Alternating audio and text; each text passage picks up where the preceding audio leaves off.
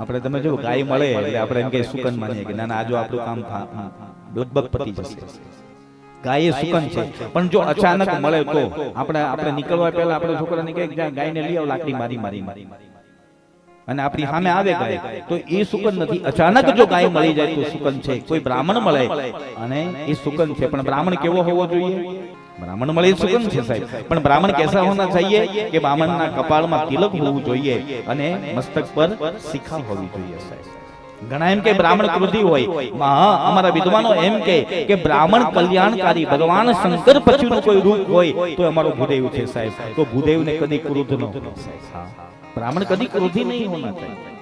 કોઈ એમ કે સાધુ ક્રોધી છે, હું ના પાડું, સાધુ કદી ક્રોધી હોય જ નહીં, કારણ કે ક્રોધ પર વિજય મળે પછી તો એને સાધુ કોનું આવે છે સાહેબ. હા, જેને ક્રોધ પર વિજય પ્રાપ્ત કરી લે પછી એના જીવનમાં સાધુ કોનું આવે છે.